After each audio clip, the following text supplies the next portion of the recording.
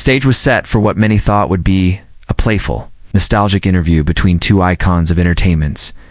Stephen Colbert, the quick-witted host of The Late Show, and William Shatner, the legendary actor best known for his role as Captain James T. Kirk in Star Trek. The audience was electric with anticipation as Shatner stepped onto the stage, still exuding charisma and command at over 90 years old. He smiled, waved, and sat down across from Colbert, ready for what should have been a celebratory exchange about his decades-long career, recent spaceflight, and his latest memoir. However, what unfolded over the next several minutes would soon be dubbed one of the most shocking late-night television moments in recent history.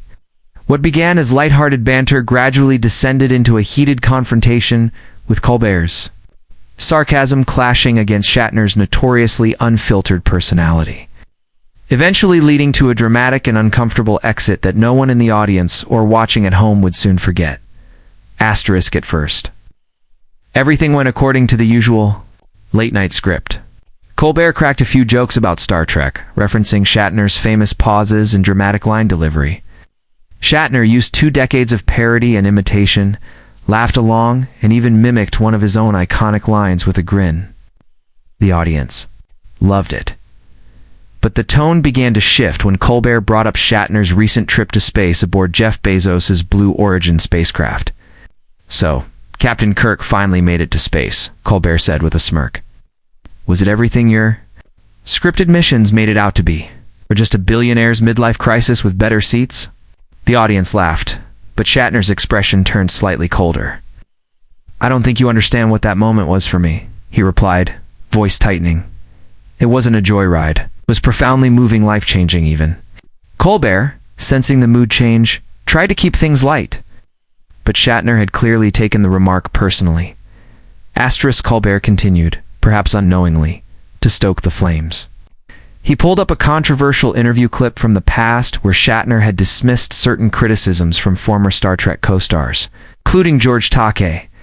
"Some of your colleagues say you've always made everything about yourself," Colbert said, his tone half joking, half serious.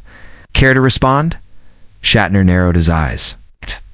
"That's a lazy accusation, Stephen," he shot back. "I've heard those things for years, and quite frankly, I'm tired of it.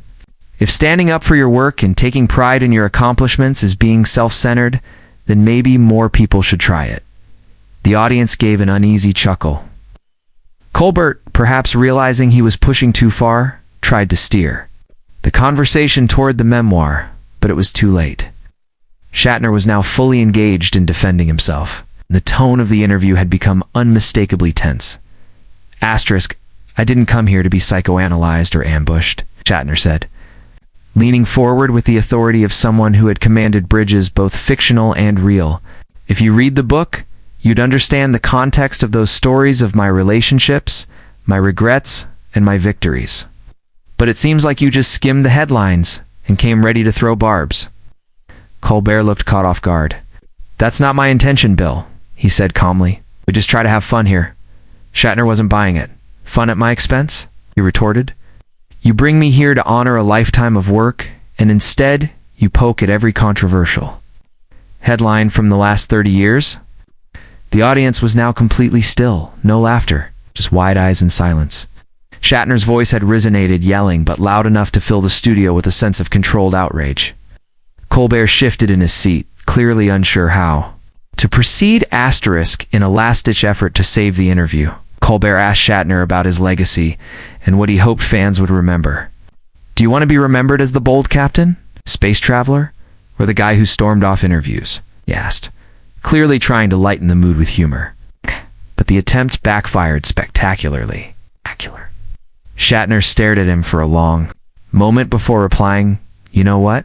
I think I'd rather be remembered as someone who didn't take condescension sitting down." Then, in front of a stunned audience and millions watching at home, William Shatner calmly unhooked his mic, stood up and said, "I thought this show had more class. I guess I was wrong." He walked off stage without another word. Colbert sat frozen, mouth slightly open, unsure if it was a bit or reality. Within seconds, production cut to commercial. Asterisk, the internet exploded. Within minutes, Twitter and Reddit were flooded with clips of the moment. Shatner storms off Colbert began trending globally. Fans were divided. Some defended Shatner for standing his ground, accusing Colbert of being too snarky and disrespectful. Others called Shatner hypersensitive and claimed he should have expected tough questions. Major news outlets picked up the story, with headlines ranging from William Shatner has a meltdown on late-night TV to Colbert's interview, style pushes another guest too far. Analysts debated whether the moment had been a genuine confrontation or orchestrated drama.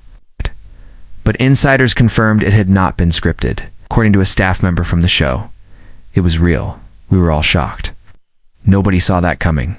It was a moment that blurred the lines between performance and raw human reaction. Colbert addressed the incident on the following night's episode. Last night, things got intense with our guest William Shatner, he began. I've always admired Bill's work and his passion. It was never my goal to upset him. We sincerely wish him the best. It was a brief, carefully worded statement, lacking any deep apology or acknowledgement of blame. Shatner, for his part, remained silent for several days. Then, on his own social media platform, he finally posted, "I've faced Klingons, Romulans, and low-budget scripts, but snide remarks disguised as questions. That's where I draw the line." His post went viral, earning hundreds of thousands of likes and comments of support from fans, many of whom praised him for not tolerating what they saw as veiled insults. A cultural moment had been born. Over the following weeks, multiple talk show hosts revisited their own interview approaches. Industry insiders claimed that guests began requesting topic lists in advance more frequently. Media ethics commentators chimed in, discussing how comedy, journalism, respect often collide awkwardly on modern platforms. The Shatner-Colbert clash wasn't just tabloid fodder. It ignited a discussion about how even beloved public figures deserve more thoughtful treatment. Other celebrities even shared their own stories of uncomfortable interviews. Suddenly, there was a wave of calls for more balanced conversations that respected both the interviewer and the guest. Shatner, though mostly removed from the drama after his statement, became an unlikely symbol of a boundary many didn't realize had been crossed for years. Eventually, the storm calmed. Shatner returned to promoting his memoir through smaller, more curated platforms and podcasts, where interviewers engaged with the depth of his ideas rather than digging for controversy. When asked during one such appearance if he regretted walking off Colbert's stage, he said, "Regret? No, because that wasn't an interview. It was a roast disguised as curiosity." That quote, bold and sharp, made its way onto countless fan posters and social media posts. For those who had admired Shatner for decades, it was another example of his unwillingness to conform or play along just to keep the peace. He was, and always had been, unapologetically himself. The Colbert incident was just one more chapter. In a long and storied career full of both drama and defiance, in the end, what was meant to be a typical promotional appearance became something far more resonant. Shatner's walk-off became emblematic of a broader cultural pushback against mockery disguised as humor.